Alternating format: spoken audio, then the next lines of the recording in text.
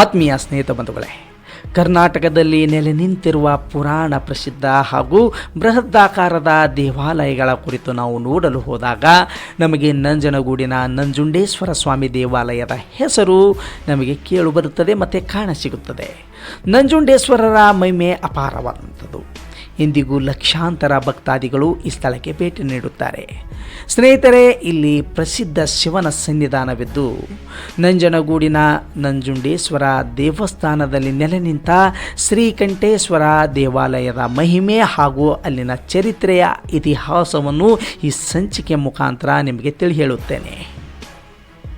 ಸ್ನೇಹಿತರೆ, ಶಿವನು ಹಾಲಾಹಲವನ್ನು ಸೇವಿಸಿ ಶ್ರೀಕಂಠನಾಗಿ ನೆಲೆಸಿರುವಂಥ ಕ್ಷೇತ್ರವೇ ನಂಜನಗೂಡು.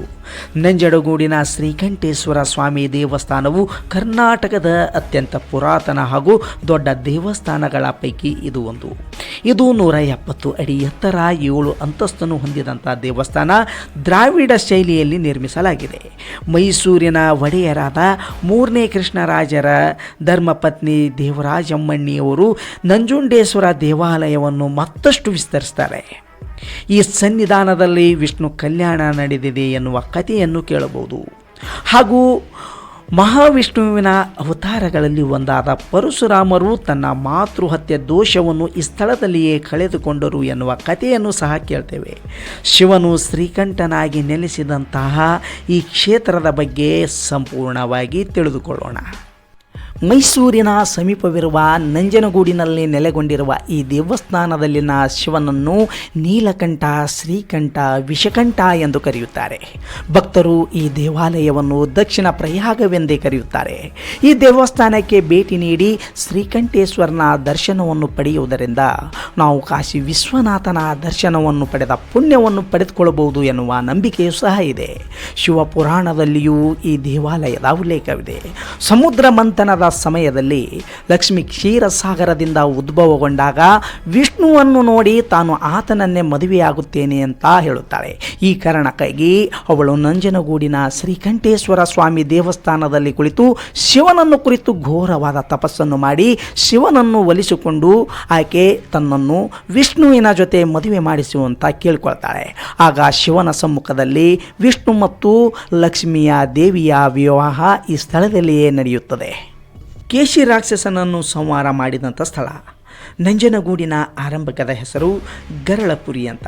ಪುರಾಣ ಕಾಲದಲ್ಲಿ ಕೇಶಿ ಎನ್ನುವ ರಾಕ್ಷಸ ಈ ಸ್ಥಳದಲ್ಲಿ ವಾಸವಿರ್ತಾನೆ. ಆತ ಅಲ್ಲಿರುವ ಮನುಷ್ಯರಿಗೆ, ದೇವಲೋಕದ ದೇವತೆಗಳಿಗೆ ಎಲ್ಲಿಲ್ಲದ ಕಿರುಕುಳ ಕೊಡುತ್ತಿದ್ದ. ಆ ಸಮಯದಲ್ಲಿ ದೇವತೆಗಳೆಲ್ಲರೂ ಶಿವನ ಮೊರೆ ಹೋದಾಗ ಶಿವನು ಅಲ್ಲಿ ಪ್ರತ್ಯಕ್ಷನಾಗಿ ಕೇಶಿ ರಾಕ್ಷಸನನ್ನು ಸಂಹಾರ ಮಾಡಿ ಅಲ್ಲಿ ನೆಲೆಸಿದ್ದಾನೆ ಅಂತ ಹೇಳಲಾಗುತ್ತೆ. ಪರಶುರಾಮರು ದೋಷಗಳಿಂದ ಮುಕ್ತರಾಗಿ ಅಮರತ್ವದ ವರವನ್ನು ಪಡೆದುಕೊಂಡಂಥ ಸ್ಥಳ ಇದು. ಈ ಪುಣ್ಯಕ್ಷೇತ್ರವನ್ನು ಪರಶುರಾಮರ ಕ್ಷೇತ್ರ ಅಂತಲೂ ಕರೆಯಲಾಗುತ್ತದೆ. ಇಲ್ಲಿನ ಸ್ಥಳ ಪುರಾಣಗಳ ಪ್ರಕಾರ ಪರಶುರಾಮರು ತನ್ನ ತಂದೆಯ ಆಜ್ಞೆಯ ಮೇರೆಗೆ ತನ್ನ ತಾಯಿಯನ್ನು ಕೊಂದು ಮತ್ತು ಆಕೆಗೆ ಮರುಜೀವವನ್ನು ನೀಡಿದರೂ ಅವರಿಗೆ ಮಾತೃಹತ್ಯೆ ಎನ್ನುವಂಥದ್ದು ಕಾಡತೊಡಗುತ್ತದೆ. ಈ ಸಮಯದಲ್ಲಿ ನಾರದರು ಪರಶುರಾಮನಿಗೆ ನಂಜನಗೂಡಿನಲ್ಲಿ ಶಿವನನ್ನು ಪೂಜಿಸಿ ಆತನನ್ನು ಒಲಿಸಿಕೊಳ್ಳಲು ಹೇಳುತ್ತಾರೆ. ಆಗ ಪರಶುರಾಮರು ನಾರದರ ಸಲಹೆಯಂತೆ ಕಪಿಲಿಯ ದಡದಲ್ಲಿ ತಪಸ್ಸನ್ನು ಮಾಡುವುದಕ್ಕಾಗಿ ಒಂದು ಮಂಟಪವನ್ನು ನಿರ್ಮಿಸಲು ಬಯಸುತ್ತಾರೆ. ಅದಕ್ಕಾಗಿ ಅವರು ತನ್ನ ಕೊಡಲಿಯಿಂದ ಆ ಸ್ಥಳವನ್ನು ಸ್ವಚ್ಛ ಮಾಡುವಾಗ ಅದೇ ಸಮಯದಲ್ಲಿ ಪರಶುರಾಮರ ಕೊಡಲಿಯಿಂದ ಒಂದು ಕಲ್ಲಿಗೆ ತಾಗುತ್ತದೆ. ಆಗ ಆ ಕಲ್ಲಿನಿಂದ ರಕ್ತ ಬರಲು ಪ್ರಾರಂಭವಾಗುತ್ತದೆ. ಇದರಿಂದ ಪರಶುರಾಮರು ಮತ್ತಷ್ಟು ಚಿಂತೆಗೆ ಈಡಾಗುತ್ತಾರೆ. ತಾನು ದೋಷದಿಂದ ಮುಕ್ತನಾಗಲು ಇಲ್ಲಿಗೆ ಬಂದರೆ ಇಲ್ಲಿಯೂ ನನ್ನಿಂದ ತಪ್ಪಾಗುತ್ತಿದೆಯಲ್ಲ, ಇದನ್ನು ನಾನು ಹೇಗೆ ಸಹಿಸಿಕೊಳ್ಳಲಿ ಅಂತ ಹೇಳಿ ಪರಶುರಾಮರು ಕಪಿಲೆಯಲ್ಲಿ ಪ್ರಾಣ ತ್ಯಾಗ ಮಾಡಲು ಮುಂದಾಗುತ್ತಾರೆ. ಆಗ ಆ ಸಮಯದಲ್ಲಿ ಸಾಕ್ಷಾತ್ ಪರಮಾತ್ಮನು ಪ್ರತ್ಯಕ್ಷನಾಗಿ ಆ ಕಲ್ಲಿನ ಪಕ್ಕದಲ್ಲಿರುವ ಮಣ್ಣನ್ನು ಕಪಿಲಾ ನದಿಯ ನೀರಿನಲ್ಲಿ ಮಿಶ್ರಣ ಮಾಡಿ ಆ ಕಲ್ಲಿಗೆ ಹಚ್ಚುವಂತೆ ಹೇಳುತ್ತಾರೆ. ಆಗ ಸೋರುತ್ತಿರುವ ರಕ್ತ ಹರಿಯುವುದು ನಿಲ್ಲುತ್ತದೆ. ಆ ಕಲ್ಲು ಶಿವಲಿಂಗದ ರೂಪದಲ್ಲಿ ಭೂಮಿಯಿಂದ ಮೇಲಕ್ಕೆ ಬರುತ್ತದೆ. ಶಿವನು ಪರಶುರಾಮನ ಸದ್ಗುಣಗಳಿಂದ ಪ್ರಭಾವಿತನಾಗಿ ಆತನಿಗಿದ್ದ ದೋಷವನ್ನು ದೂರ ಮಾಡಿ ಅಮರತ್ವದ ವರ ವರವನ್ನು ಸಹ ನೀಡುತ್ತಾರೆ. ಇನ್ನೊಂದು ಸ್ಥಳ ಪುರಾಣದ ಪ್ರಕಾರ ಒಮ್ಮೆ ಶಿವ ಮತ್ತು ಪಾರ್ವತಿ ದೇವಿಯು ಭೂಲೋಕದಲ್ಲಿ ವ್ಯವಹರಿಸಲೆಂದು ಭೂಮಿಗೆ ಬರುತ್ತಾರೆ. ಆ ಸಮಯದಲ್ಲಿ ಅವರು ನಂಜನಗೂಡಿನತ್ತ ಪ್ರಯಾಣಿಸುವಾಗ ಪಾರ್ವತಿ ದೇವಿಗೆ ಕಪಿಲಾ ನದಿ ಕಾಣಿಸುತ್ತದೆ.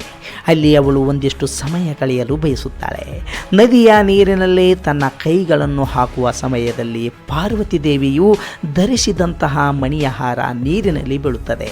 ಇದನ್ನು ನೋಡಿದ ಶಿವನು ಪಾರ್ವತಿ ದೇವಿಯೊಂದಿಗೆ ಈ ಸ್ಥಳದಲ್ಲಿಯೇ ನೆಲೆಸಲು ಬಯಸುತ್ತಾರೆ ಎನ್ನಲಾಗಿದೆ. ಸ್ನೇಹಿತರೆ, ಇದಿಷ್ಟು ನಂಜನಗೂಡಿನ ನಂಜುಂಡೇಶ್ವರ ಸ್ವಾಮಿಗೆ ಸಂಬಂಧಪಟ್ಟ ವಿಷಯವಾಗಿದ್ದು, ಮುಂದಿನ ಸಂಚಿಕೆಯಲ್ಲಿ ಇನ್ನೊಂದು ಮಹತ್ವವಾದ ವಿಚಾರದೊಂದಿಗೆ ನಿಮ್ಮ ಮುಂದೆ ಬರುತ್ತೇನೆ ಅಂತ ಹೇಳುತ್ತಾ ನನ್ನೆಲ್ಲ ಮಿತ್ರರಿಗೆ ಜೈ ಹಿಂದ್, ಜೈ ಕರ್ನಾಟಕ. ಮತ್ತೆ